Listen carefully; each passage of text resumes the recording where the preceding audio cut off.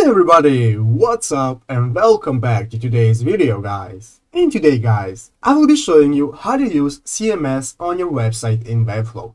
So yeah, guys, make sure to watch this quick and easy video till the very end and follow my steps correctly, so you can make sure this works the same for you and that you can do this yourself. But yeah, guys, let's get straight into it. The first thing you want to do, guys, is go ahead to the official webflow.com website right here and log into your account.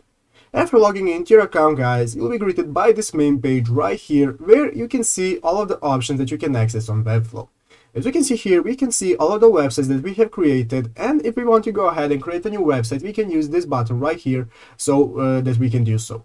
But for today's video, we're going to be using this website right here that I have created called YouTube Tutorials, and I'm going to go ahead and open it up by clicking on it right here.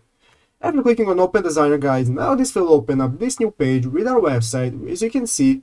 And now if we look at the left side of the screen, guys, you'll see multiple options that we have for managing our website.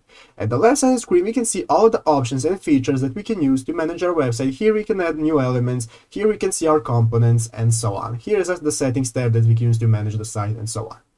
So guys, if you look to the right side of the screen, we won't be using this for today. This is just the styling option that we can use for managing our pages. But yeah, guys, let's get back to the left side of the screen. Here you will see multiple options, and we want to find the CMS option. And the CMS option, guys, is this one right here, which looks just like some coins stacked on each other. And we want to go ahead and click on CMS. After you click on CMS, guys, you can see that now this will open up this new tab, which is our CMS collections. And you can see here we have our collections called blog posts. These are our CMS collections that we have created.